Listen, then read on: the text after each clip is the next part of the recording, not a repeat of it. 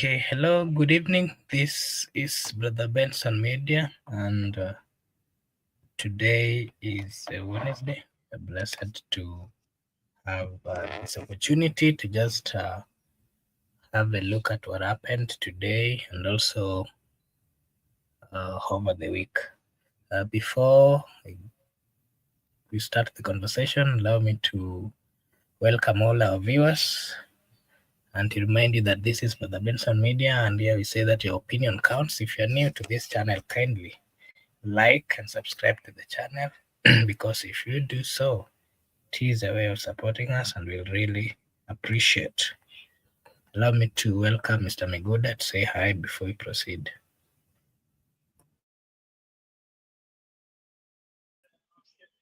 Hello everyone, welcome to Gov't Benson Media. Here we say your opinion matters. To all our subscribers, viewers, welcome for this engageful conversation.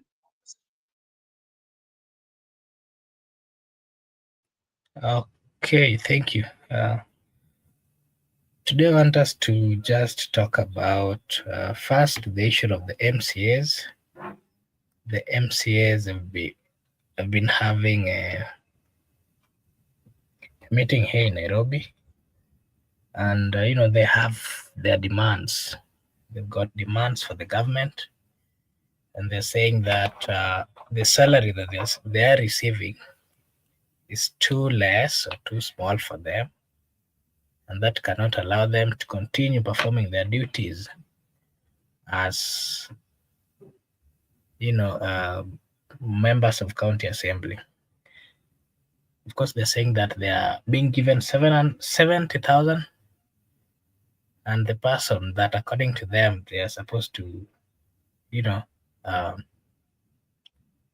to look at or to just, they're saying that the governor is handing a lot of money, na wanajaribu kuilinganisha. Wanasema ya kwamba salary of members of parliament haiachani na ile ya president sana. And they're saying that the same should be translated to the counties. They're demanding for a salary of around 500,000 from 70. And, these are some of the conversations that they've taken and they were raising with the relevant authorities.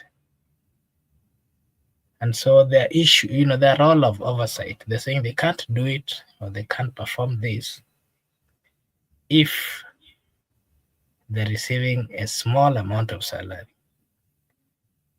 What is your take on the complaints of members of county assembly? I am quite sure that you've interacted with quite a number of them and you know how they operate. Partly, they're also saying that the number of people that they help within their locality, that is within their jurisdiction, that number is too high. And according to them, what they're getting is too small and can't sustain them. What is your take on just the general first, the role of MCAs, and maybe what they are getting currently and what they're requesting? What can you say about that?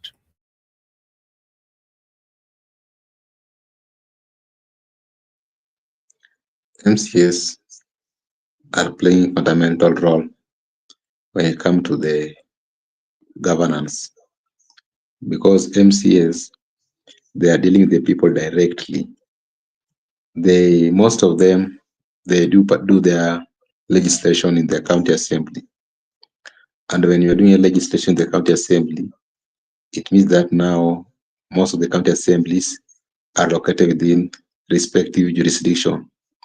I don't have time to travel all along from your county to the capital, like MPs who have been elected from various parts of the country. They have traveled all along to Nairobi, because that's where we have the National Assembly and the Senate. Even you may have to travel to Nairobi. But with the MCAs, you are just within the locality where you are being elected, because most of the headquarters of the county assemblies are within different sub-counties, the various headquarters.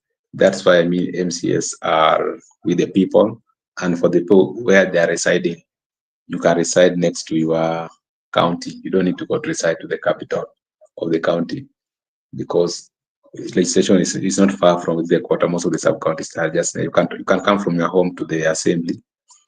That's why they are touchly with the people, and most of the time they are with the people. They meet people most often, unlike MPs, senators, and even the governor or the president.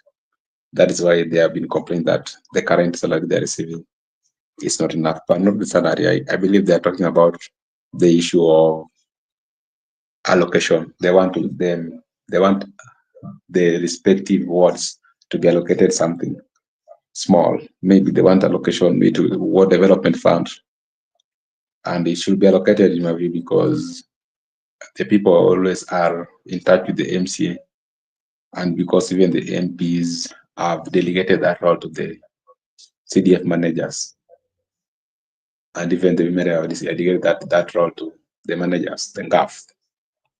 So the MCAs are within their rights to have the ward kitty, because it will enable them to move across the ward swiftly, and also can distribute bursaries to the people. They are close to the people, unlike the MPs and senators. I can support their cry, and we need to allocate for them something in the ward development fund to work effectively. But let us not put all the money in the hands of the governor, and the governor is now the supreme leader of the county. MCs are just doing legislations, but when it comes to service delivery, it's all vested with the governor. The governor and the county executive officers. The county executive officers, the CECs, and the governor. So I believe that let us also allow MCs to have their kitty, and because they are always the people. But the people also should currently understand that MCS only receive salary. MCS doesn't have any kitty to work with in the ward. Therefore, the people should focus to the member of parliament who is having CDF, NGCDF.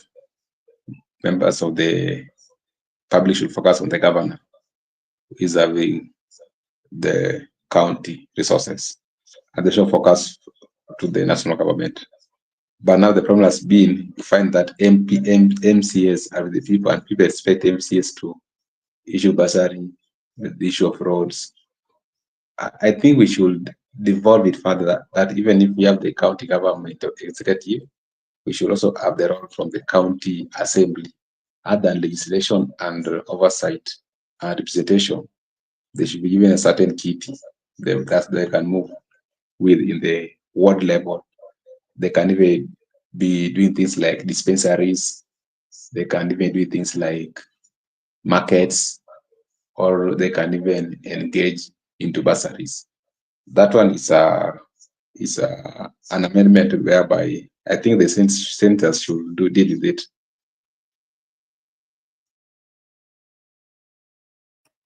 Okay, thank you. Something else that I've also seen is the people of Kenya have been talking about the issuance of IED. And sometimes last year, when this government came to power, they introduced some laws, and they started charging for, acquiring an ID, that you have to pay for you to get one. Today, we heard from the cabinet secretary in charge of Interior saying that going forward, they'll not be charging anything if a person wants to access or to get an ID. Maybe what is your take on that announcement by the cabinet secretary in charge of Interior?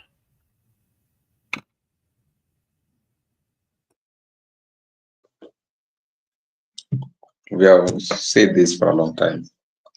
The CS for the Interior is making it to look like as if he's the one who is introducing this non-fee for the IDs. Non-fee for the IDs has been there. ID has been free. And even you, Makobura, you took your ID free. You are never charged. I was never charged. ID has been free. Many people have taken them free. And even being registered as a voter, you are being registered freely. This issue of the CS currently want to make Kenyans believe that he is the one who is introducing the issue of non-fee into the ID. This is bad politics, and we should not play that politics because it's not good for the people. You are playing bad policy at the expense of people's lives. The people who introduced fee for the IDs were this current regime. When they came to power, they introduced some taxes which were asked to the people. There were so many taxes which were introduced. Remember, even right now, if you must have the certificate of marriage, you have to pay 50 Ks. There are many things which were introduced. If you want to take ID, 1 Ks. If you want to do replacements, 2 Ks. Those were the taxes which were being introduced by KK regime.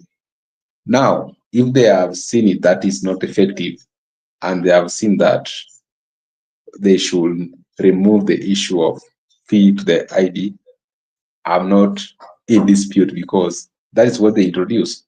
So it's not wrong if they are removing what they already introduced. And let them not make Kenyans to feel like they are giving Kenya relief by not paying for the IDs, which initially it was never there. That's the only controversy we have with them. But the issue of ID people taking freely is an issue which has been there, and it should be there. Provided you are a Kenyan, that is the only gift your country can give you for free: citizenship. If you're a citizenship by birth, they should enjoy your citizenship by not paying for the ID. It should be freely, and even if you want to replace it, it should be freely. You don't need to pay it.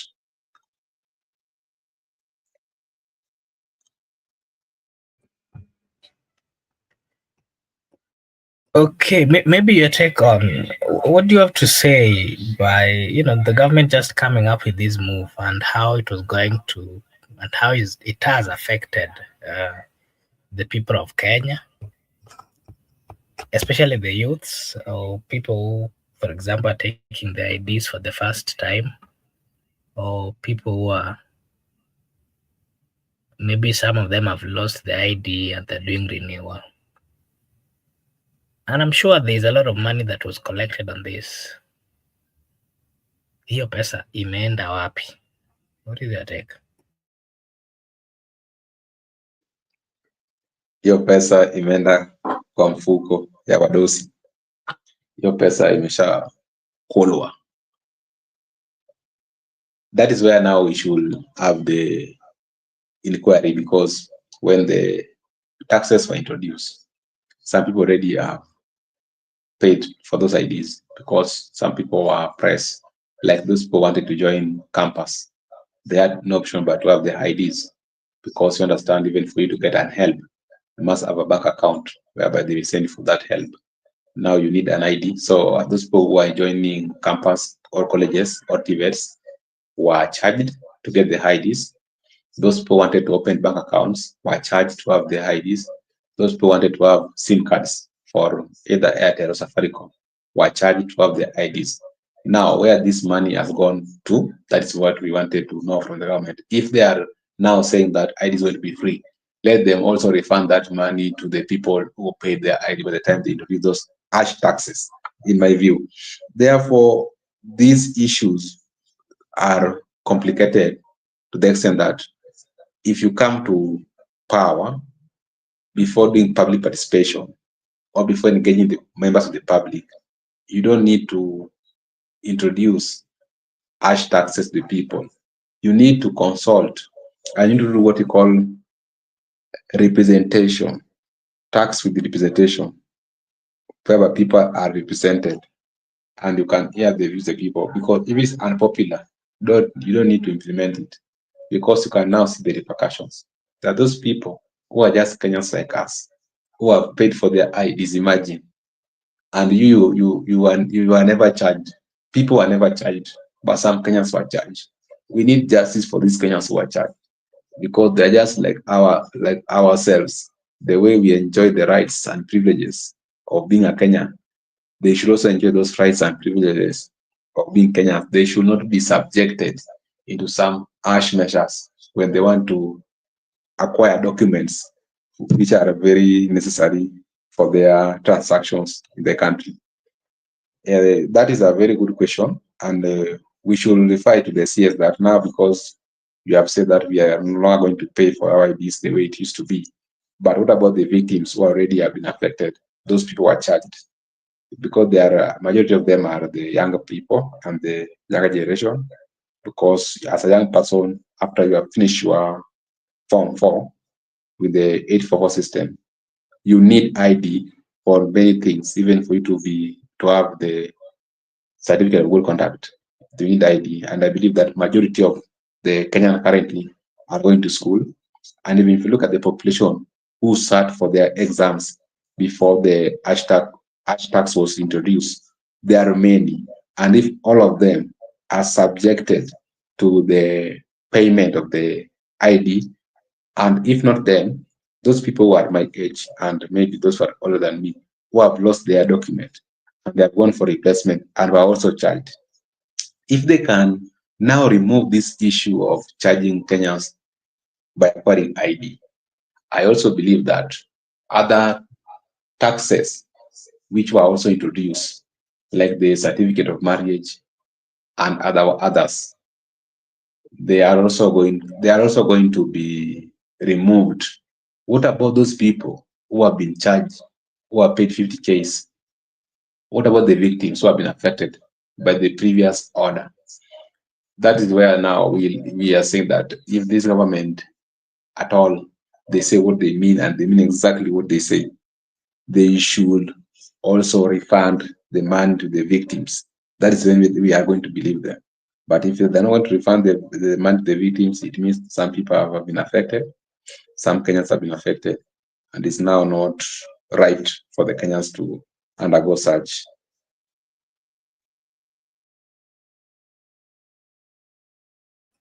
Okay, thank you so much for giving us your take. Allow me to recognize the presence of Judith Carreta at the comment section. Thank you so much, Judith, for finding time to join us this evening.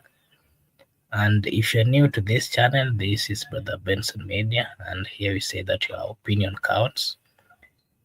We request you that if maybe you've not subscribed, you can join this family of Brother Benson Media by just liking or subscribing, because if you also do so, it is a way of supporting us and we'll really appreciate. And something else that I wanted us to talk about is the opposition leader, that is Kalonzo Musyoka, together with Eugene Omalo. They were today in a burial of one of the fallen police officer who died in Haiti, and they raised some serious issues over there. They're calling for the president to bring back the officers who were taken to Haiti. They're saying that that move was actually against the Constitution of the Republic of Kenya. They're also saying that it is Kenyans who are facilitating and even paying for everything that is happening over there. So the Kenyan taxes is being used. They're also saying that the UN and the America who supported that, they are no longer supporting that, and so all this, that whole load is actually on the people of Kenya. And again, the police officer who died was also among the officers who are in Haiti. What is your take on the comments of the opposition leaders, Kalonzo and Eugene, on their call to the president that he should order for the officers to come back to the Republic of Kenya? What is your take, and how is this maybe going to affect, if suppose their calls are the president listens to them, How is it going to affect whatever is going on in that country, Haiti?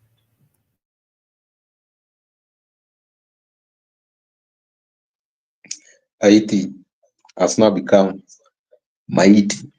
We used to tell that if you go to Haiti, ukienda Haiti utakuja kama Maiti. Those were our opposition by then used to tell them. So these people who have gone to Haiti, and they have also, the police officer died in the line of duty. And I think when you go for a war, you expect anything, you can either win or lose. Bringing them back, I don't see it's a solution, because already it's a course which is on, and they are already trying to rescue some parts of the Haiti from the gang. And bringing the police officers back, I don't believe that is going to solve the issue.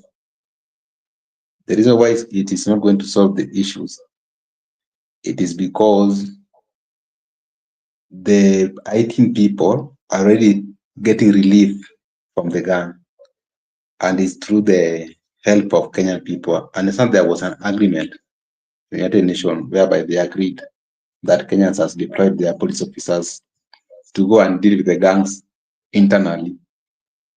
And even if the UN no longer supports them, or even if UN supports them, but there is no credible evidence that those guys who are saying that United Nations no longer support our police officers, because I don't feel that they can be there without getting any support. And if you talk about the issue of our taxes, we cannot pay for the expenses in Haiti to save the Haiti people, because Haiti case was not our case. It was a case of global concern. And there was a request from the United Nations that if any country can bring out their police officers to go and rescue situation, that's when Kenya stepped in. So when Kenya steps in, I still don't believe that they have refused to fund them. It can be the politics of the day. Maybe opposition are just playing politics of the day, that they oppose everything in the government, because now they went there, and also you understand the family, the bereaved family, you must speak to their mood, you must sound like you are with them. And what I understand, that if you go to war, things like death are normal, things like injuries are normal, things like maybe you are losing a comrade are normal. Even when you were on the street, you lost comrades, but doesn't mean that you stop demonstrating. The fact that one person has died doesn't mean that you stop rescuing other people. Whatever they are doing is much greater than one life, but also that life is very important. We need to protect it. But if you must play your politics, just play good politics and do not bring issues whereby you don't have the credible evidence. As for me, I don't understand if UN withdrew their support. It can be a propaganda, or it can be something that is being spread by opposition. But in the real sense, I've never heard, or I've never seen any United Nations press that we have withdrawn all our support from Kenyans police in Haiti. Now Kenyans are the one who take care of them. Makbula, it could be maybe politics of the day. Okay, thank you. I can also see Eric Ayaga, the comment section. Eric, if you can hear me, maybe you can there's a link over there. You can just join and also give us your take if you have time. Yeah, again, there's a comment there, a question at the comment there. And Douglas is saying, can you ask Miguda if a law or policy changes,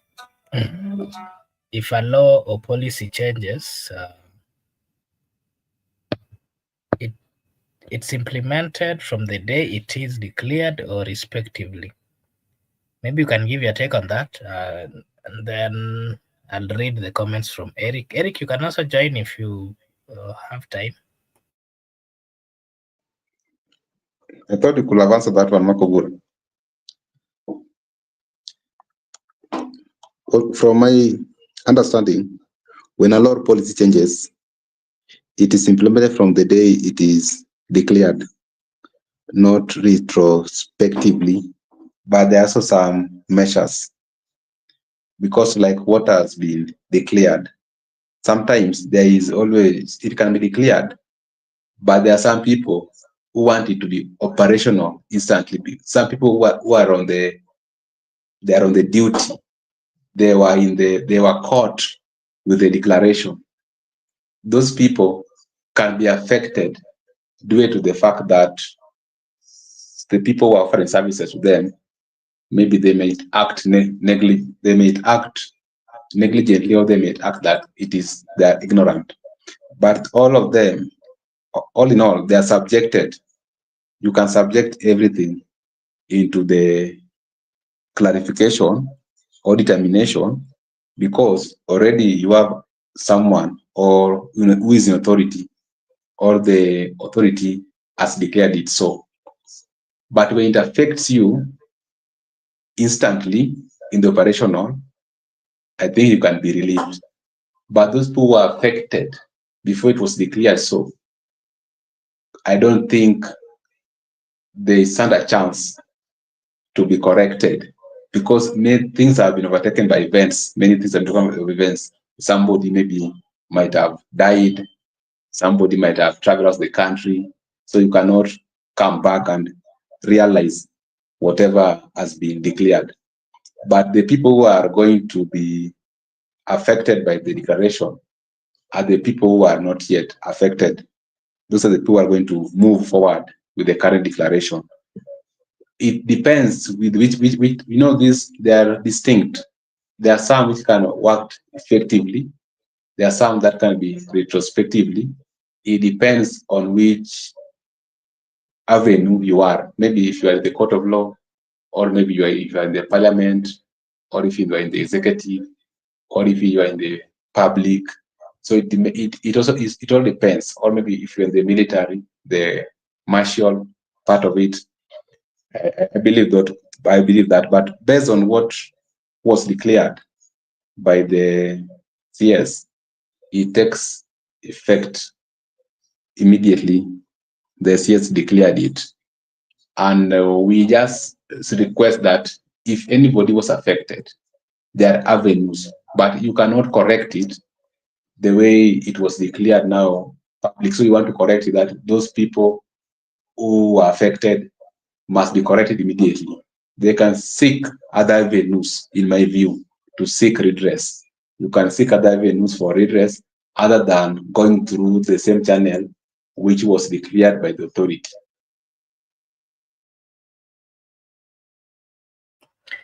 Okay, thank you. There's some comments here from Eric. Eric is saying IT issue is a scam. It's just due to Kenya money-loving nature. We thought Democrats will be in power forever.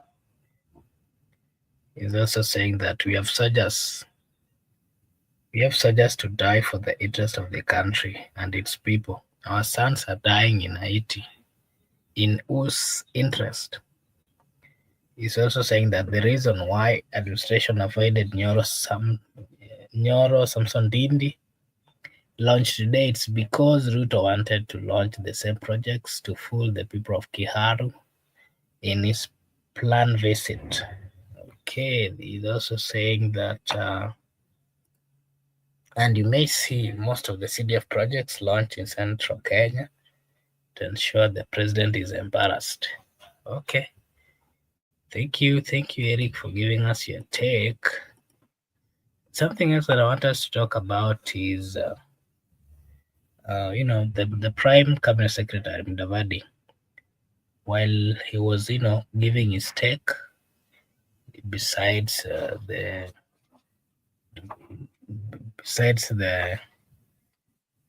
while he was giving a speech, he said some things about, of course, the issue of Nduta, which united the people of Kenya, and Kenyans have been coming out in social media to just unite with her family and to also call the government to rescue her. Mudavadi is saying that there's almost 1,000 Kenyans facing different offense charges in different countries And he's saying part of this are, of course, issues to do with the drug offenses. And he's also saying that the people of Kenya should stop illegal businesses in other countries, because the moment they leave the country, the law of Kenya does not apply. But in the countries where they land, the law of those countries applies. And so there's nothing much that they can always do, especially when a Kenyan is, has involved themselves in, offenses which are not, or in criminal activities. And so he's saying that the people of Kenya should stop illegal businesses in other countries. Yeah, he also gave an update of, the case of Nduta, that the government is still trying, but it is not easy because the law of that country, Vietnam, there's nothing they can do according to his statements. And so, what do you have to say about the advice of Mudavadi and, about the specifics of what he was talking about? Could it be true that 1,000 people are also facing different criminal, charges in different countries? What is your take? I can, maybe before you come in, allow me to recognize, of course, the presence of Douglas Kibogong, Gypsy Cora. Thank you so much for joining us. It's been a while. Can also see Judith, who's also in. Thank you so much, everyone. And you can engage us at the comment section. Good. Yesterday, I talked about this issue of Vietnam, and someone in the comment section dismissed me. I think it was Laban. Laban tried to outrule me, but these are factual things. The best thing with facts, you cannot outrule them. They are there. They're like truth. You cannot erase them. And yesterday, I just want to repeat what I said yesterday. Yesterday, I said very clearly that the Vietnam law supersedes our authority once you commit crimes in that land. There's no way you can be brought back to be charged in Africa, the way Laban would say, or in Kenya, even if Raila could be the AU's chairperson. It is quite impossible. We must understand that we have the sovereignty of the states. And this case, like I said yesterday, is a state versus state case. And the person who has been sentenced is an international citizen, because is not a Vietnam citizen, it's a Kenyan citizen who has been caught in Vietnam. And we need to understand these things very clearly. And Vietnam is a United Nations member, just like Kenya. But our authorities are different, the way you operate. In Kenya here, you can commit crime. And there was a time I was at Milimani Law Courts. When I was at Milimani Law Courts, I met a Nigerian guy, a man from Enugu State. He committed a certain crime, but he was fined. After he was fined, the passport was surrendered to him, and he was taken back to Nigeria. There were some Chinese who also committed some crimes that are related to properties. They were also fined, and they were taken back to China. In my view, Kenyan system is a bit fair. And because we say that we, as Kenyans, we are in the process, or we have already abolished the death sentence. And we don't operate that because we are subscribed to the Bill of Rights, Chapter 4. And under the Bill of Rights, we have the right to life.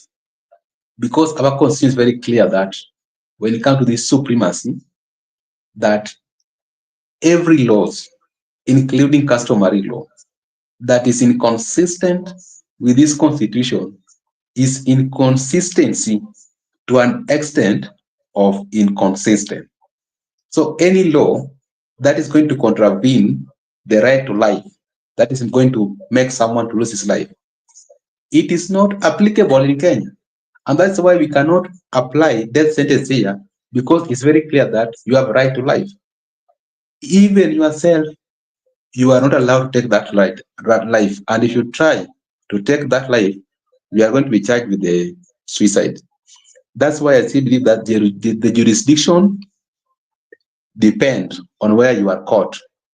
And under the Vietnamese laws, the way I said, currently, there's no extradition treaty between Kenya and Vietnam. Therefore, you cannot enforce that extradition treaty, and it's not in existence. That is why I still insist we need diplomatic and legal avenue to explore this case. This case must be, we must just follow the diplomatic route through diplomatic negotiation. Now the bilateral agreement between Kenya and Vietnam to ensure that the victim is restored. This is why I'm still insisting in the issue of diplomatic negotiation or diplomatic and legal avenues. That's now where we bring issue of CS for Foreign Affairs, the issue of consular. The consular in Vietnam, we have to engage them. And what we can do right now, we have to make sure that during trial at Vietnam, was our citizen given fair trial? Was our citizen rights violated during trial? Or when she's in custody, has she been tortured? Has she been denied food?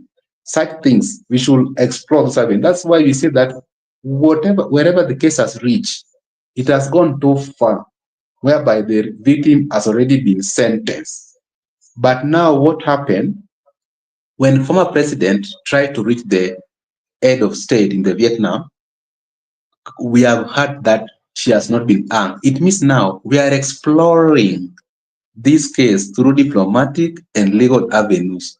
But if you want to introduce the issue of extradition here, you are going to lose your argument and you're going to lose your point. And if you want to introduce the issue of African state or African citizen, Kenyan citizen, but which jurisdiction? Already he has passed through many jurisdictions and the crime was intended to be committed in a different land. And we also talked the issue of the route to Ethiopia.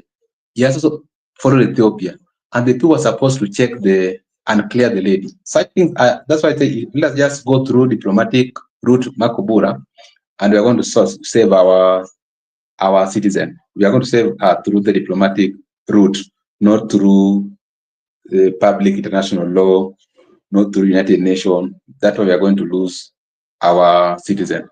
When it comes to the issue of data, Musalia Mudavadi is just talking from the government point of view, that as the government, they have like 1,000 Kenyans who are outside and have committed crimes that are related to criminal. And these crimes, these Kenyans need to be pardoned back to the country. But I believe that there are more people who have committed such crimes.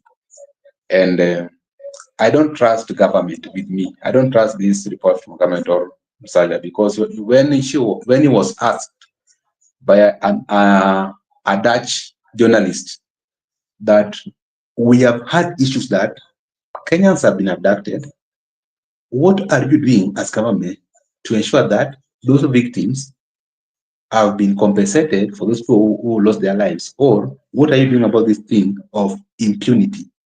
Then if you had his response, it was like, we have high power, there are avenues, we understand, we have high power, we have avenues, but what have you done with those things under the government? So it was like he was answering the question the way he likes. Those are the things we don't want in this country. We want people to be authentic. Back to Imakopur. Okay, thank you. Of course, there are different comments over here from Gypsy Corner, Douglas, Eric. Douglas is saying that even here in Perth, we have Kenyans arrested because of drink and drive, but our ambassadors here cannot assist. You have to be tried in court of here. Okay, and Eric is saying Vietnam is not a member of the UN, the country run by military junta. I sympathize with Ndota. I know she's okay. Mm-hmm. Yeah, so let me clarify something there, Makobura. What Douglas has said, that's what I was saying, that the case has gone beyond. Yes, she has already been sentenced. Now we can only go through diplomatic route, if at all that's what we want to do. What Douglas have said, because even if the consular cannot be engaged in that case, let us just use diplomatic avenue. And Eric is talking about Vietnam not being a member of United Nations. Eric, give us some clarification the year which they opt out, because from what I knew, by the year 1977, they were incorporated to the United Nations. So you can just clarify for us which year they opted out for. You can just correct us. We need to know that one so that we don't bring things which are not factual on the channel. Because if you go to your notes very well, 1977, Vietnam became the member state in the United Nations. So if they move, I don't know when, you can clarify for me that when I go and look at my notes. Okay, thank you. Something else that I wanted us to just give our views on is the issue of Honorable Nyoro. Not so long ago, he was being accused of, misappropriating some money to his, he took a lot of money to his constituency. Those are the accusations. And again, the issue of performance. He's been one of the most performing, actually number 1 or 2 performing member of parliament. And, while he was being interviewed yesterday, he also said that he hasn't talked to the president for quite some time. And remember, this was one of the close ally of President William Samoei Ruto, and they're the people who helped the president secure a good number of votes in the Mount Kenya region. At some point, he was actually preferred running mate of William Samoei Ruto towards the general election. Today, they're not seeing eye to eye. Just the other day, he was removed from, a committee, Budget and Appropriation Committee chair. And so today he was trying to launch some of the projects he's done in his constituency. And, it is being said that there was a call to the government, the chiefs, the county commissioner and all those people. They were told not to join that. And he was alone with the people. I just wanted to play this clip and then you'll give your take on this. Good.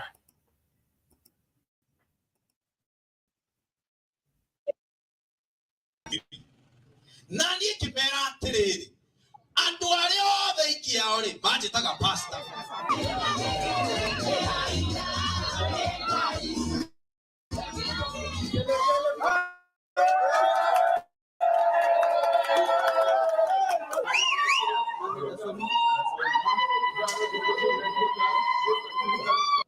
Tunajua sasa mumeanza kuhangaisha mheshimiwa wetu Dede Nyoro. Simu imetoka Nairobi ati akikuja kufungua ofisi ya ACC, the administration wamefika kwa hii eneo.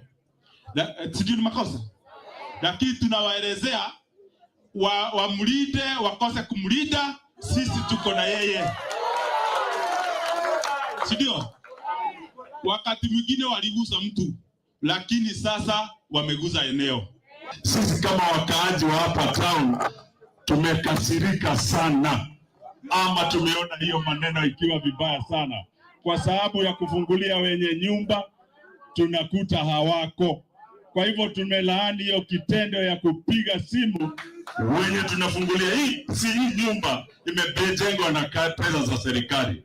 Nashukuru kwa ile nafasi nimekuwa nayo hapo beleni. Nimepewa na Wakenya nafasi, wakanipea nafasi nikatumikia katika pale nilikuwa, na mimi kwa roho yangu sina maneno ya chuki na sina any hatred na sina mambo ambayo ni ya kunikwaruza roho. Mimi sina. Na hata yule amechukua hiyo kiti pia ni Mkenya, mimi namtakia kila la heri. Na hata ile ingine itafanyika, ni mingi inafanyikaga katika nchi. I always know one thing ambayo iko kwa roho yangu, that Dede Nyoro is nothing bila baraka ya Mwenyezi Mungu. Na kwa hivyo mimi kama kuna kitu inanipeanga confidence to do the right thing without minding anything else, pia ni maneno ya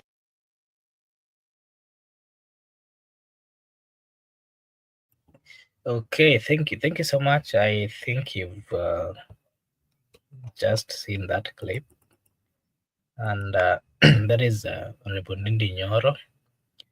He was in his constituency Kiharu, just was launching some of the projects that he's worked on.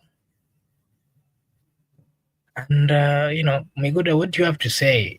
Maybe before you come in, I can see Brenda Obedi at the comment section. She's following. Thank you so much, Brenda, for finding time to join us this evening. There's a question here. Gypsy Connor is asking, are you still having your guest tonight? Yes. The guest is coming in some few minutes, and we are reminding you kindly, we'll be having a guest. There's another show that is coming in the next 10 or 15 minutes that will be hosted by Brother Benson. And we have a guest. Don't miss it. Kindly join in the next 10 or 15 minutes. And then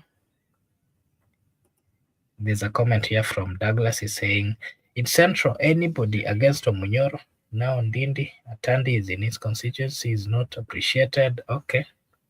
And there's also this from Gypsy Con. I don't trust Nyoro. Even though he works for his area, same thing Gashago was doing, talking about his area.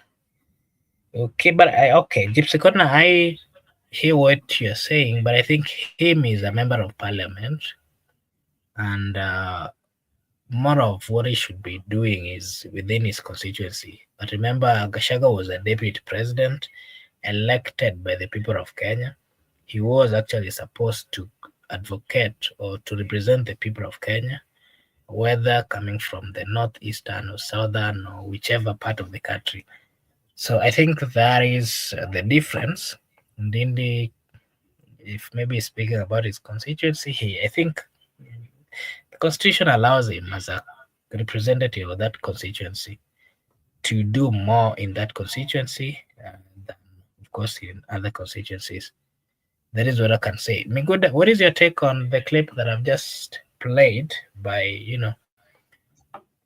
that was Ndindi Nyoro, of course. The clip you have played,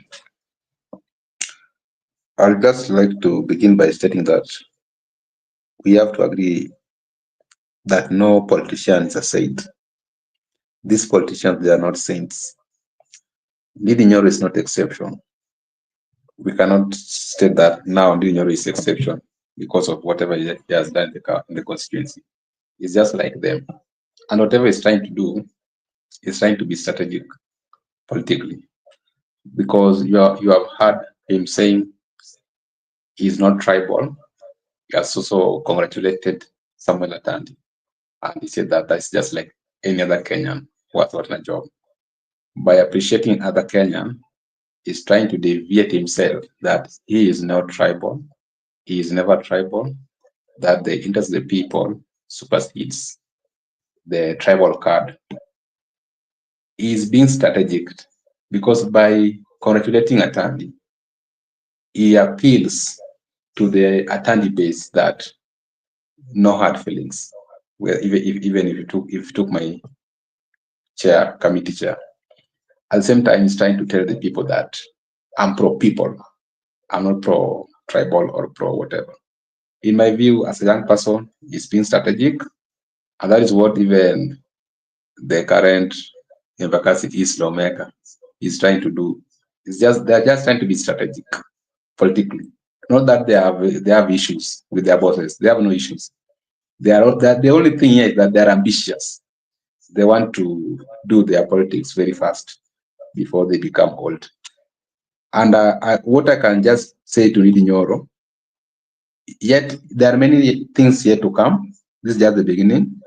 If you saw the administration were missing in your event, do not worry.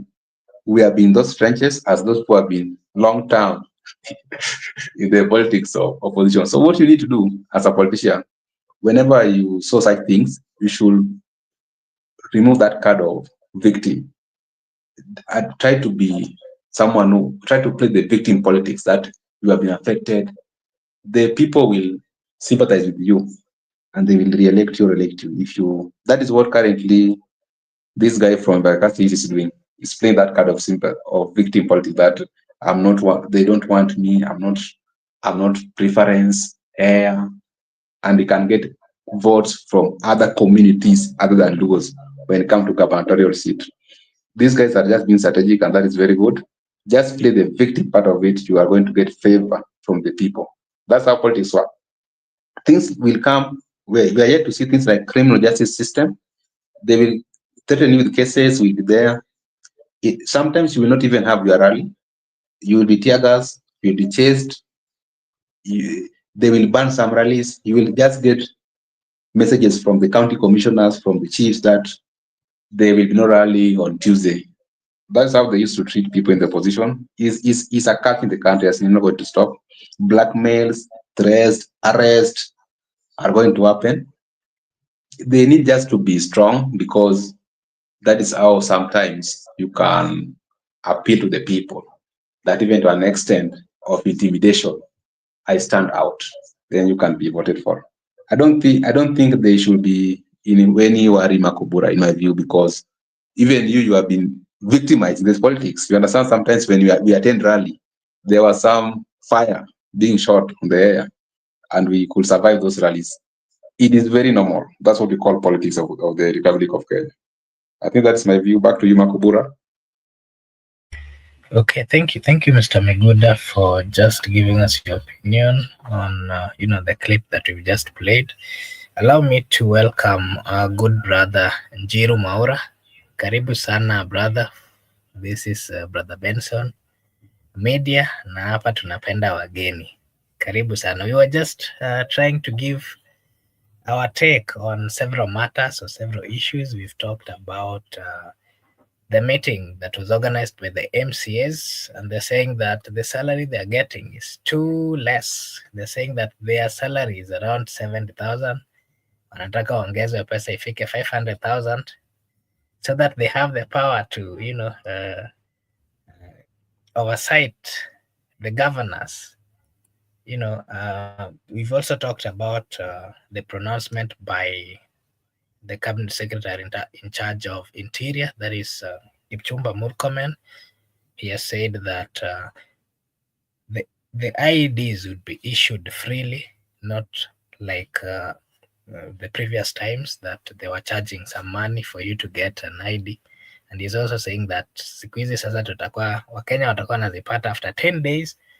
You'll give your take on that. And also the Prime Cabinet Secretary Mudavadi, he said something that over 1,000 Kenyans are currently being held by different countries, and they're being accused of, things to do with illegal businesses in those countries, issues to do with the drug trafficking. Yeah, and also the issue of Nyoro over here. I think Douglas, nimepata. So let me just get in from where you are said. Can you get me clearly? Yeah, you're clear. Yeah. Wacha kwanza nianzie na kusalimia marafiki zangu. Bwana Erika Yaga ndiye yako hapa. Nikusalimia pia wewe. Kwa chat section hapa naweza salimia Guys Corner na wale wote ambao labda ni misiani wanajaribu kuingia hapa. I'm here to support my brother Benson. That is why occasionally nikiona program yake ina run pia nakuja hapa with an aim of also wanting to vent what I think is good for a nation. It's so sad that MCAs are talking of salaries when our country is bleeding. Bwana Douglas, there's no any person within the political class should be speaking about salaries. That is disrespect to Kenyans. What those MCAs should be speaking about is is the concept of sending Ruto home, the concept of improving Kenyan governance. They cannot be, the only reason they were brought to power is about to talk about salaries. We cannot engage on salaries of politicians. I can engage about the salary of a doctor. I can engage about the salary of a teacher. I can engage about the salary of a regular worker, civil servant in Kenya. I can be in that dialogue. But I will not put myself on the path of discussing the salary of less than 3,000 people who are actually not helping this nation. Those 3,000 people or so, they are just looting from us. They are not doing anything meaningful to this nation. And it's a facade if the Kenyan MCAs, the only thing they can engage in is about how their salaries need to be increased. It's a shame, and they should not be coming and telling Kenyans they want their salaries to be increased. We are in a time of emergency. Mr. William Ruto government has failed completely. It has nothing to do. Everything which was civilized in our country has failed. And that is the dialogue which any person in the political quarter should be speaking about. So the Kenyan MCAs have lost trajectory, and they are actually asking for the reasons to be voted out. And I wish every Kenyan should vote his MCA out. Every Kenyan, wherever he is, you should vote his MCA out. A time of speaking about the salaries of people who are causing problems in Kenya is done. We now have doctors who have struck, or I don't know if they are doctors or medics. We have medics who have struck. We don't know how that situation will be cooled. And you always know that even if people strike in Kenya, wanarudingi kazi hata bila pesa because of government direct na vitu zingine. So let's not engage in a dialogue of increasing salaries of people who don't know what they are doing to themselves. They are not even helping our economic system. MCA has no value economically. And I want to say that hata kama wewe ni MCA na unasikiliza hapo anzie kusema naongea vibaya, an MCA is something we can do without. Bwana Douglas, MCA is not a critical position in Kenya. It is something we can do without. We can so they are part of just a question for you, Brother Nyiro. What about the role of oversight within the county? They're just forget about those things. Those things are just time wasting activities. We can we can actually do without a president. For your information, all those people are just time wasters. Hakuna kitu they do in our economic system. Yamana. In fact, all those are corruption seats. They are just corruption seats until we homogenize our democracy in a place where every seat gets a meaning. Up to now, these seats are doing more harm to us than help. That's what I mean, Douglas.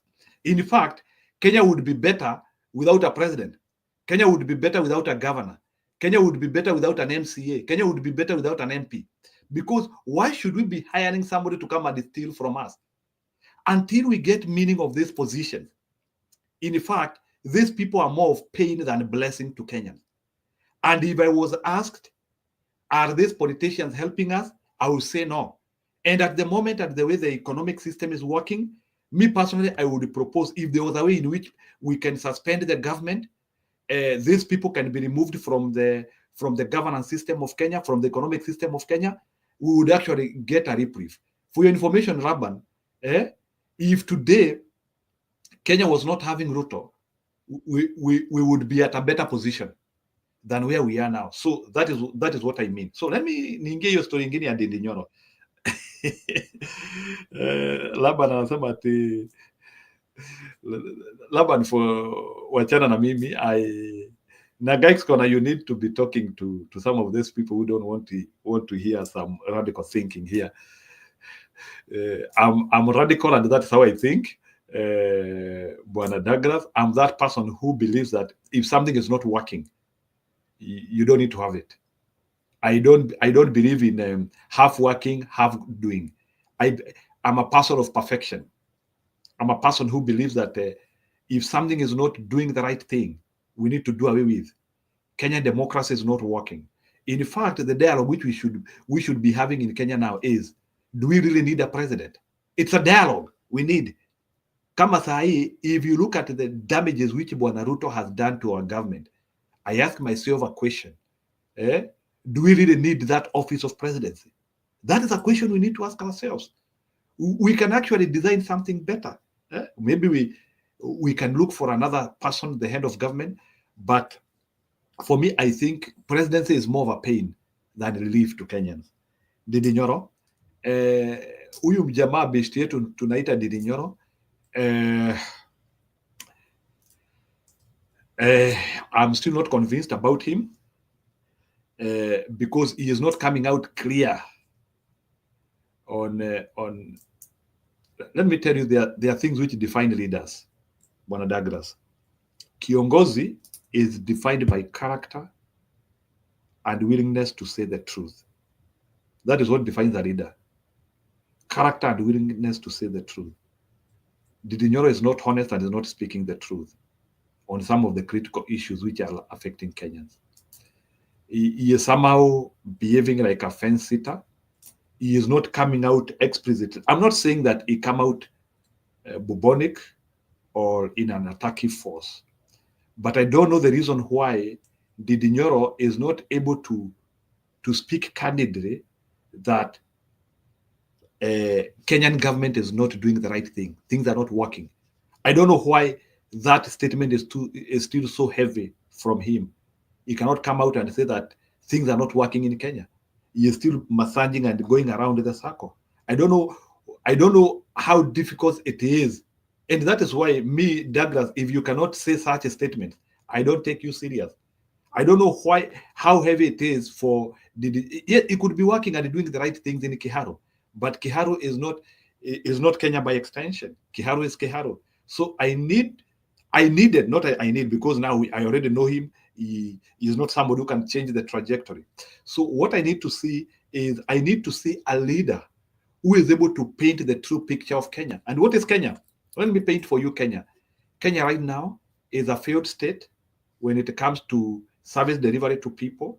Kenya is a failed state when it comes to responsibility. Kenya is a failed state when it comes to doing things the right way. Kenya is a failed state when it comes to corruption. So those are the things which people need to be telling us. So you should not be coming here and tell us, I'm not doing that. Even if he is a supporter, he is a silent supporter of the government, he should be able. Let me tell you, Bwana Douglas, human beings are known at a time of crisis. In the time of myriad good, you never know people.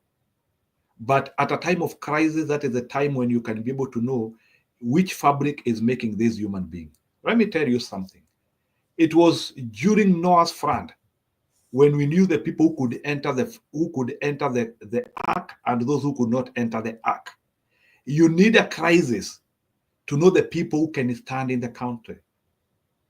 That is what happens. So Didi Nyoro should know that he will not wait for the time Mary and the things are working so that he stands on the side of Kenya. Didi Nyoro needs to know that Kenya is not working. Things are not working. We are having bad governance. And the time to separate yourself with this bad regime is now. is now. So, Laban and overthrowing Ruto government was nothing but tribal politics. Laban, you are speaking a bit shortly. If Ruto is overthrown, he is not the first person to be overthrown. And people have a right to overthrow their government if they feel they want to do it. Bwana Douglas, nikwambie sababu hizo ni vitu ambazo watu watake kusikia tukiongea. Overthrowing a government is sacred. If it is Kenyans who want. If there is a cogent agreement of 55 million Kenyans who feel that they want to overthrow Ruto government, they can do it. So there's nothing like that. So if 55 million Kenyans think that the Ruto government is not working, it is their absolute responsibility to actually revolt and actually overthrow it. That is why I'm a serious supporter of coups, overthrowing governments, and doing any bad things to any government which is not serving people. And I will never amend to supporting a coup or any something which will help topple a government which is causing pain to civilians. So, Bwana Douglas, that is usually my stand. So, if there is any, that is why I'm a severe supporter of people like Sankara Thomas, who came to power through revolutions and coups. And all the time, these people are here trying to show us how coups are bad. And we can see already 3 countries which are benefiting from coups. 3 countries. There is Burkina Faso. I was speaking these things yesterday in my show. Guys can tell you. There is Burkina Faso, which is benefiting from a coup. Karibu sana, Bwana Benson. There is Burkina Faso, which is benefiting from a coup. There is Mali, which is benefiting from a coup. There is, I don't know, is Guinea. So we already have a model. 3 countries where they did not go to an election. Courageous men, through the military order, overturned the government. And some of those countries, actually, they have witnessed even 7 or 9 coups. And things are working. I don't think Burkina Faso is propaganda they are selling to people. I don't think all those good things which are happening in Burkina Faso, it is propaganda. I think the system is working. So, and that is why I know sometimes people don't want to speak these things, but I'm a serious supporter of I'm a serious supporter of overthrowing a government if it is not working. I am that person who only want to work with only the things which work. And I am not a supporter of give somebody time. Let me tell you, Brother Benson and Bwana Douglas, governments, they always have everything they need. A government is not like a home whereby inabidi niende nitafute pesa nifanye nini. We need to agree. A government has everything it needs at its disposal. It has labor, sababu ndio inaajiri, and it has money. So the government, and it has ways of bringing all arms together for people to work. And again, there are so many things which the government can do through presidential order and presidential decree. If today Mr. William Ruto said that Kenyan taxes to be reduced, it can be reduced. So that's why I'm trying to tell you, there are so many things which the government can actually do through a word of mouth. But why is it that they don't do? It is because they are managing cartels in the name of a government.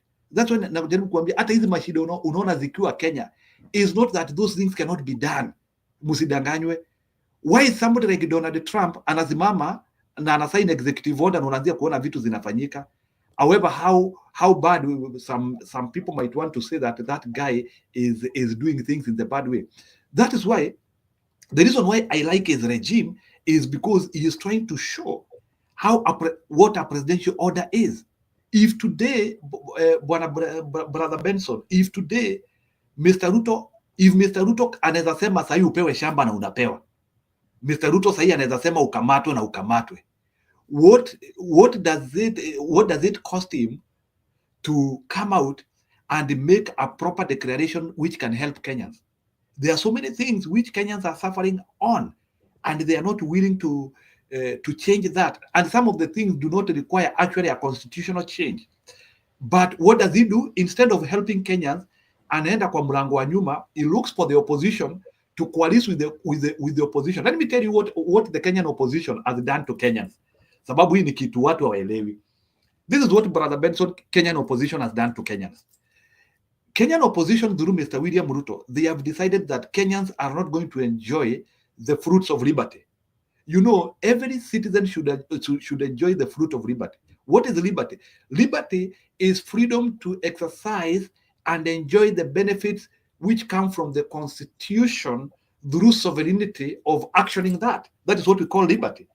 And liberty is what archives everything else. Liberty is what brings jobs. Liberty is what offers you security. Liberty is what gives you rights to exist.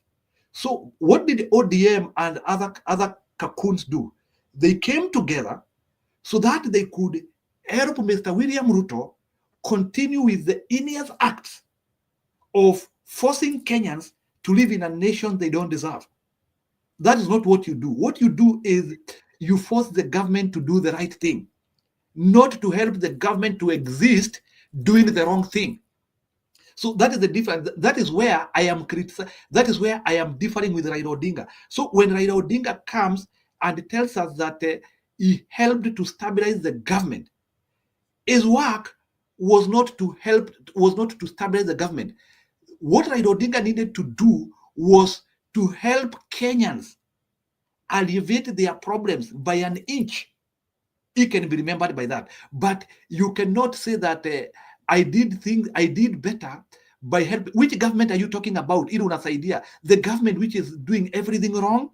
It is like telling us that you are feeding a snake so that snake can come na itumeze. So that is the difference. So you can, the same thing which Raila Odinga is saying, you can do it. I don't deny you can do it, but you can do it in another way. What could Raila Odinga have done? This is what Raila Odinga. So I'm trying to discredit what Raila Odinga did. So Raila Odinga cannot say that he helped Kenya by stabilizing Ruto. You don't need to stabilize Ruto. Ruto is something which you cannot stabilize. Ruto will never work. When Raila Odinga was serving well, he even said that hata Ruto akipewa miaka 100, he will never succeed. It's a true statement. So what Raila Odinga needed to have done is help Kenyans get a reprieve. How do you get a reprieve? You don't get a reprieve by helping Ruto have more time in power. So you can. Njiru, can I ask you, when you're talking of opposition and you look at the history, does it mean that the politician usually understand this better? Because I don't think like this one started with the administration of President William Ruto. When you look at going back to the IPPG of Moi, when Raila worked with Moi, that alone killed the opposition, even though by then we did not have the Constitution of 2010. It came again, happened with Uhuru Muigai Kenyatta. Then now is happening with Moi, then all that has been happening, whereby we always believe that the only way that we can serve our country well is both the government and opposition can come together in the name of providing peace. And that's what leaves us at the people of Kenya now, because I think the people of Kenya have now also tolerated that for too long, and it has become a norm, So I don't think like by Raila working with President William Ruto is something that started today, but this is something that the political class has always been playing ever since. Okay, let me get in on that thought. Let me explain to you. Yeah. I am not criticizing working with the government. Yeah. But what I'm talking about here is you only work with the government by monitoring something we call popular opinion. Yes. Like, for example, if your government is popular, I can come and help you to work by design. That's you have to monitor something we call popular opinion.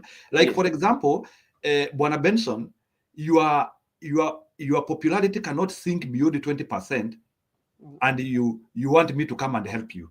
In fact, I should help you to die. So you should only join a government which is doing the right thing. So there is a reason why you are joining. And this is not a unique reason in the world. I want to give you an example of a government. Yeah. And there is a government in El Salvador. I want to give an example. El Salvador, there is a young man called Nayib Bukele. I am giving these examples because they will help us. I want to show you how you can join. Nayib Bukele, who came into power around 2019 there, a young man who actually unseated the ruling government, and he came and got power. He is a right-winger. He got power, and he won by mere majority, 52. Yeah. Then at the end of first term, now come second term, he won the presidency by over 90%. You understand? Yeah.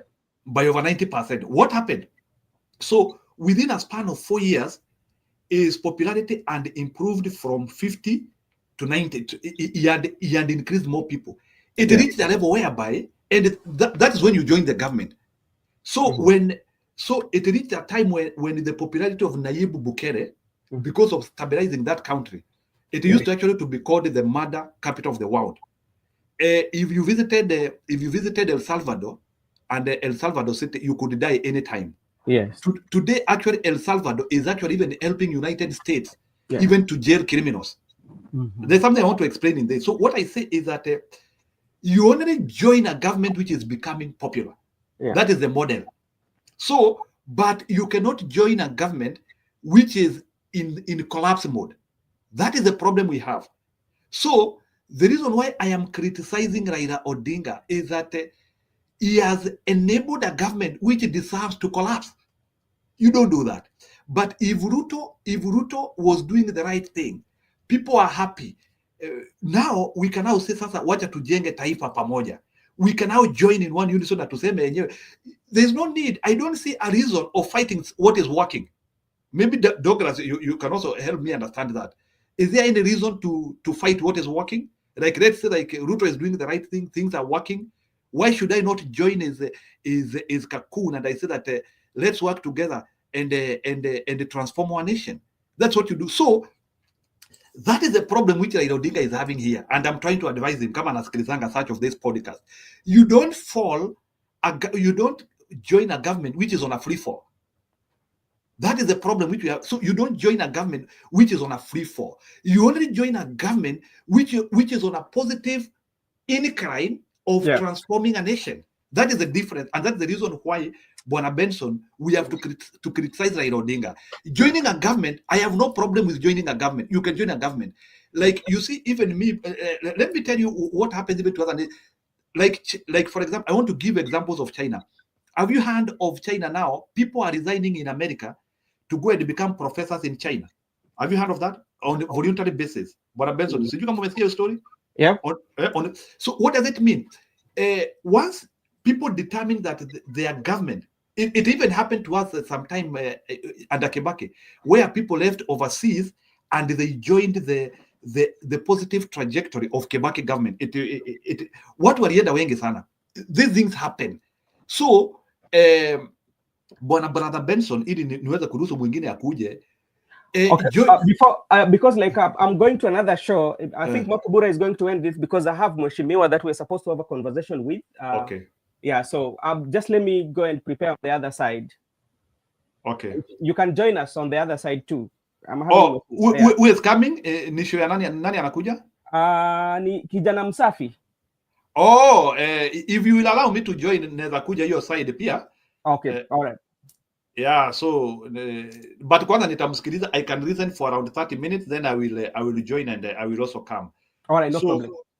That is okay. Go ahead, prepare. So let me speak with Douglas. So Douglas, and maybe nataka pia kina guys kuna waelewe hapa ili mujue the reason why I'm fighting Raila Odinga.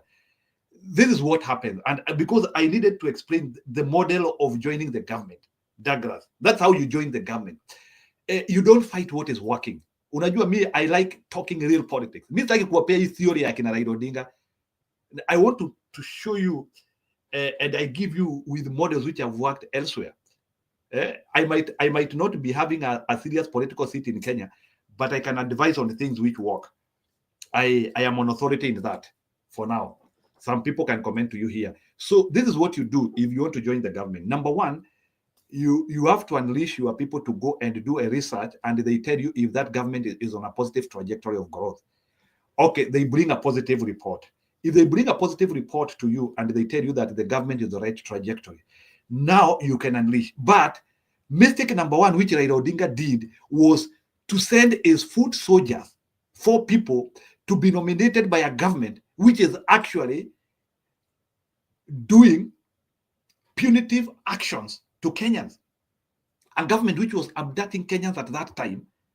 Instead of actually even distancing yourself from that government, you are actually taking your people into that government. You don't do that. The model of joining the government is you only join a government which is working positively. The government which you are actually even sending your people is the government which it is selling the airport. There is a lot of corruption. They are selling bombers. So there is no reason why Raila Odinga joined this government. In fact, it encloses its qualities. It encloses its qualities of he is not a transformatory leader. Why? Because you only join a working government. That is the model. If I do an opinion poll today and I realize that Bwana William Ruto is having an approval rate of 70%, I will join him. But there's no way in which I will join somebody who approval rating is at 19%. That is why if you join Ruto now, it will actually damage your reputation, because he is on the negative direction. He is on the negative trajectory. You don't do that, because hakuna kitu naenda kufanya hapo. In fact, he is trying to use your energy to stabilize himself. That is the problem. So wewe ni kama wewe sasa ndiye you are the person on the losing point. That is why Raila Odinga actually stands to lose more by co-working with Ruto. It will not help. He will actually lose some of his die-hard supporters by that. By the time all this thing is done, he is one who is going to lose. I know maybe they will plan on how to steal an election. That's also something on another place. But the truth of the matter, Bwana Douglas, I wanted to give the reasons why Raila Odinga is dead wrong on what he did. You don't join a government which is collapsing. In fact, a government which is collapsing, you help it to collapse. So this is what Raila Odinga could have done, and if he had advisors like me, but I know he cannot afford to get somebody like me. I'm a very expensive guy. He cannot afford somebody like me, unfortunately. He can only afford people like huyo kijana wa huko mitaani mnamuita, huyo kijana wa mtaani mnamuita aje? Huyo wapo Nairobi anatusi watu. Gaucho. He can only afford people like akina Gaucho. He cannot afford people like me because I'm a bit rational. Is unfortunate. That is why Raila Odinga will be unable to agree with me on some of the issues because I'm a bit rational. See at Naringa, that is the truth. I know myself. Sometimes it's also good to also describe who you are. I'm one of the person who does not change the trajectory. Na mimi ni mtu ambaye mimi siwezi kula murungura. Even if you try to give me money, I sell my bloodline, I will not do it. So that is the only. Yes, I have an authority. I'm an authority to advise Raila Odinga. So Bwana Raban usiniletee hiyo puzi yako hapa. I am an authority to advise Raila Odinga because personally I have seen him doing mistakes. Na nasema hii ni mistake na inatokezea kukua hivyo ni mistake. We were here some time back tukisema hii AUC, even when he started vying tukaanzia kusema hii kitu ataanguka. Some people who have the mentality of calling him enigma wakasema hii kitu anaenda kupata, tukasema no, it is let me tell you Bwana Douglas, I'm a believer of the Bible. This is what the Bible says, and I don't know why Raila Odinga is not a you need to be reading the Bible. The Bible says this: it is not by strength or by power, but chance happens to them all that fears the Lord. Let me give an explanation to that word, what it means. Sio kila saa ni nguvu. It is not all the time you talk about power and strength. What that means is you could be very powerful like Samson and you fail. So at times what you need in life to succeed is just simply looking at the chances and the methodologies available for you, and things just work. Ukiangalia kama huyo jamaa wa Djibouti, it was a David Goliath match. He easily won it.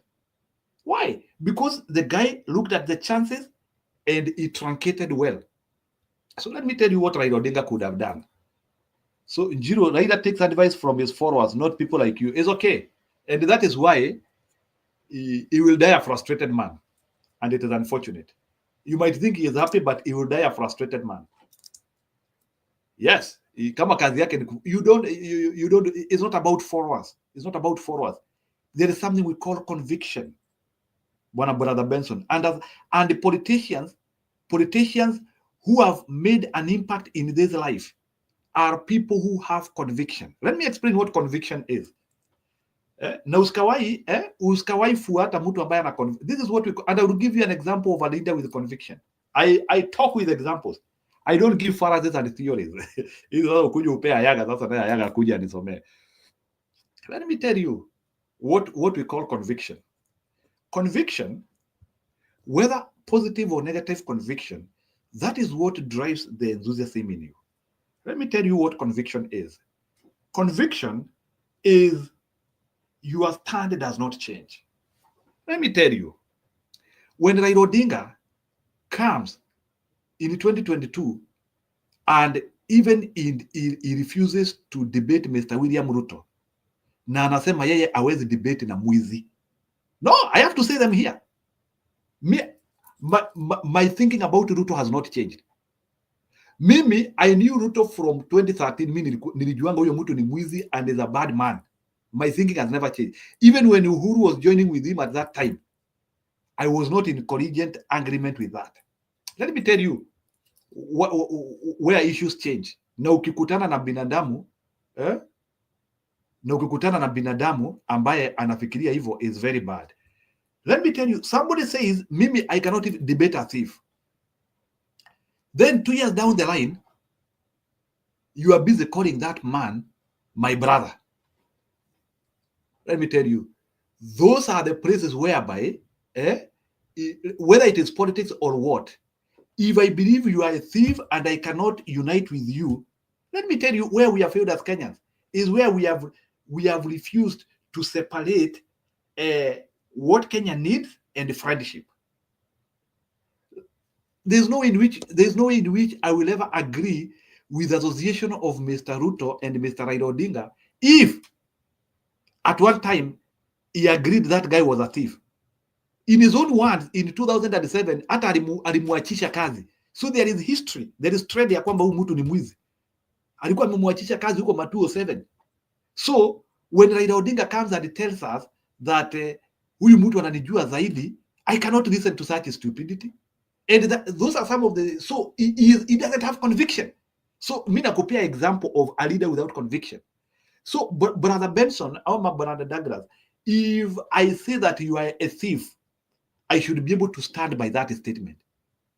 So it means I was using it as a mere statement, but there's no in which I can be saying wewe ni mwizi, then after nimeletoa pesa na mangunia, kama yule jamaa alikuanga mbunge wa Nandi kitambo, alisema wakati wa moja alipelekea Raila pesa na mangunia. Sijui kama umesikia huyo jamaa anasema alitumwa na Moi kupeleka pesa na mangunia. Uchezee watu hapa waone vitu kama hizo. Raila ni mtu wa kukula na ni mtu wa pesa. That's what I'm trying to talk about, conviction. Raila is not a man with conviction. In fact, Raila ni mtu anaweza wapoteza kwa msitu. Sijui kama umewahi soma story tulikuwa tunasoma tukua primary school, tulikuwa tunaitanga adventure in the forest. Raila Odinga is the typical case of adventure in the forest. What is adventure in the forest? Adventure in the forest ni ile mnajikuta kwa msitu na mnapotelea huko. A journey to nowhere. That is that man for you. So Raila Odinga had an option of actually not supporting Ruto. But why did he choose the easiest option of supporting Mr. William Ruto? Because he saw an opportunity of cashing in. Actually, Raila Odinga had an opportunity to join with Gen Zs and actually exterminate Mr. William Ruto leadership. It doesn't mean that if Mr. William Ruto was not supported, we couldn't have safe passage. So Raila Odinga cannot come and tell us that, come I think I support Mr. William Ruto, Kenya could have gone to anarchy. It is not true. It is not true. Kenya could have stabilized. Ni William Ruto tu tungengoa hapo na maisha iendelee kama kawaida na tungekuwa na mtu mwingine. So this idea of presenting like William Ruto is indispensable. That is the stupidity I don't want to listen. Kenya existed before Mr. William Ruto. How special is Mr. William Ruto that he is indispensable? Ati Kenya cannot do without him. Ati sijui ati Ruto atakuwa hapa tu. Let people know that with or without Mr. William Ruto, Kenya will be alive and kicking. We are 55 million Kenyans who actually will work with a lot of energy and a lot of zeal if they woke up tomorrow and realize that Mr. William Ruto is not the president. Some of us are under stress because of that man. That is why we cannot even unleash our potential, Bwana Douglas. So that is one thing which people should know. So every time when Mr. Raila Odinga is coming out and telling us that the easiest option was to join Mr. William Ruto, that is a buffoonery attitude. Is a harlot mentality. Harlot mentality. I say it again. And he is taking Kenyans for a ride. This is a kicker. As I finish, this is a kicker. Kenya is going to get a reprieve. And our reprieve is not going to be in the ballot. We will get courageous men. And Kenyans will revolt against Mr. William Ruto. And I want to to promise you, Bwana Douglas, before 2027, there will be a revolution in Kenya. I do predictions. Before 2027, how it will happen, I don't know. But Kenyans will revolt. Kenyans will revolt in their millions. In their millions. Because life is becoming worse and worse and worse. It is coming a time where the hopeless Kenyan, that Kenyan who cannot eat, that Kenyan who cannot get a job, he will say, I don't need Kalonzo Musyoka. I don't need Raila Odinga. I don't need Rigathi Gachagua. I only need myself to rescue myself. And that time is coming. I want to tell you, it's a prediction I'm making here. Before 2027, whether people like it or not, Mr. William Ruto is a candidate of ouster. Whether it will happen through a coup, whether it will happen through civil rebellion, whether it will happen through walk. But I want to tell you, Bwana Douglas, Mr. William Ruto will never hand over power. Power will be gotten out of him by force. I want to tell you. And we are closing in that trajectory. Many people might wish that one will not happen. Unajua saa zingine watu wananiambianga I am a hard talker. But get this reality. And I'm not a mad man. I want to tell you, believe it or not, either with the support of Raila Odinga or with the support of any opposition person you want to buy, there is a time when money cannot buy you peace. We always say that. It's not all the time when money can buy you peace. Mr. William Ruto could be stealing in trillions, as they have already stolen 1.3 trillion. He could be stealing, but I want to tell you, that money will not give him peace. And I want to tell you here, and even Ayaga nataka kukuambia hii, sababu najua utakuja hapa kuanzia kunichekelea. I want to tell you here, Mr. William Ruto is a candidate of ouster. I don't know how it will happen, but Kenyans will go and they get him out of power. It will happen. Now, na Bwana Douglas utakujaga siku moja hapo useme, na kuna jamaa amekuja hapa na alisema kitu kama, I want to tell you, Kenya has crossed the Rubicon area whereby nothing can be saved. And whether it's an election or no election, things are not changing. I want to tell you, either a coup or a revolution, Ruto will not be able to avert any of it. Something is going to come into Kenya, something bigger than Gen Z. All the time, watu wanasema, that thing was averted. Let me tell you, it will boil up again. Let me tell you, there is a time bomb in Kenya which cannot be stopped. Those young men in Kenya, close to 70%, who do not have jobs, who are frustrated, there will be an uprising in Kenya. I wish it doesn't happen, but I want to tell you, Mr. Ruto will be helpless. He will wish that he listened earlier and he stopped lying. How watu wanaambiria chapo? They will be going to him to ask for chapo yangu iko wapi. He is now promising chapati. Let me tell you, I want to tell you, this is what will happen in Kenya. Wacha nifurahishe guys. This is what will happen. Sijui kama umewahi ona mgomo ya high school. Umeona mgomo ya high school, watoto wanagoma sababu waliambiwa kitu mkaraka. Let me tell you, Kenya will be in that attitude. Let me tell you, go and promise chapatis, which you cannot deliver. Those kids will not be understanding why we cannot have these chapatis. And let me tell you, Ruto is damaging himself each and every day. And I'm very happy, because I'm very happy if there is anything which can get Ruto out of power in the near future. I'm very happy of that thing. So, but I can tell you, Mr. William Ruto, na hiyo kiburi yake yote, he will get out of power. It will happen. Somebody might say, hapa, huyu ni mwendo wazimu anaongea, lakini it will happen. Okay, thank you so much, Brother Njiru, for giving us your take. Allow me to also give this chance to Brother Eric pia aseme pande yake. Eric, are you there? Yes. I'm here. You can hear me? Yes, we can hear you.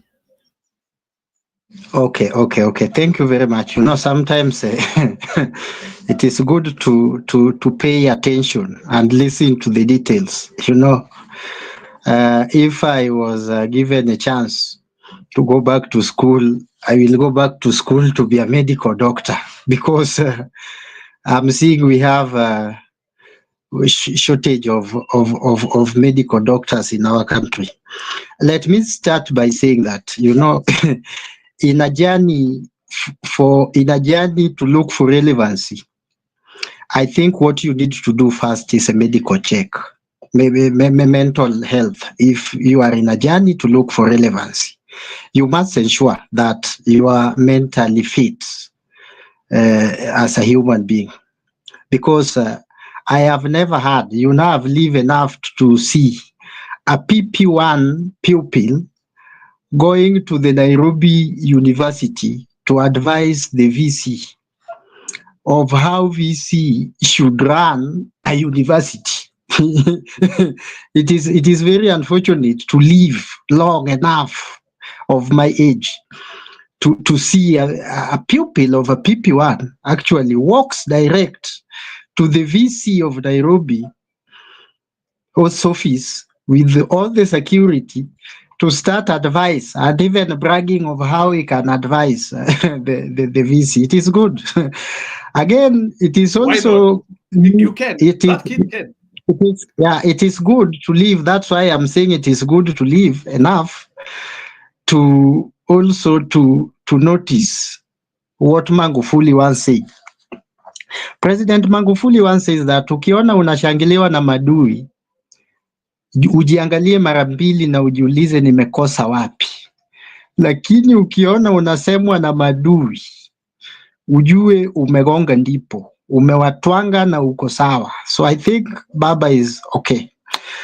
Finally, I also want to say this. In the same Bible, because I heard Bible was being quoted here, that same Bible says, it is only a fool that do not change his mind.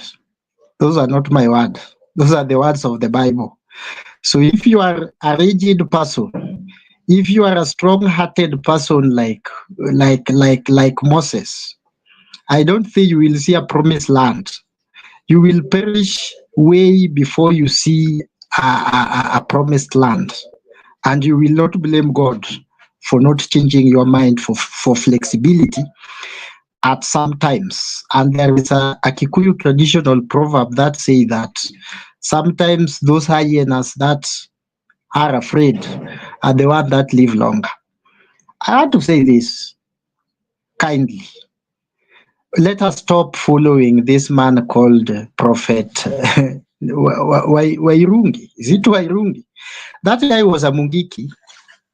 He killed so many people of his tribemen. He's being haunted. They don't have spirits. So if you believe in him that things will happen and there will be a coup in this republic, you know the timeline of Nyiro that he gave me some years around last year October. It was by March this year Ruto will be out of power. My brother, I still want just to beg you, if it is water that you don't take enough, drink a lot of water and pay attention. And I want to remind you, because you are not in this country, even the forest that your forefathers or your grandfathers used to hide when they were fighting guerrilla wars, those forests are nowadays homes and very big towns. We don't have Mau forest anymore. Karura forest is gone. Ngong forest is gone. So I'm begging you, please come back to your senses. Come back to your senses. Eric, yes. Allow me to just speak kidogo to first to our viewers. We are very much grateful, everyone who joined us this evening. I'm being told that our guest has just arrived and he's joining. We are starting another live in some few minutes. So Eric, I was requesting you if tafadhali nikukatishe tu saa hizi tumuingize guest tuongee naye kidogo, and then after that we'll just continue with this conversation. Okay, no problem. Yeah, so I'm sorry for that. We had invited a guest and he's just arrived, so I'm just requesting that kindly wale ambao wanatutazama, tafadhali tuko na mgeni ambaye tunakuja na yeye in a few. Kindly join us so that we continue with this conversation, and then after the guest we'll proceed with this conversation. Kindly Eric and Okay, Brother okay, thank you very much. No problem. Nitamsikiza nikiwa background. I will join later. Okay, thank you so much everyone for joining us. Tutoke ama ikuwe namna gani? Tutoke ama? Yeah, what? No, okay. We have created another show, so as ndamaliza hii and then ingine itapake tu. Yeah. Okay, thank you so much, and kindly join us. We are just finishing this and then starting another one. Thank you so much, and may God bless you.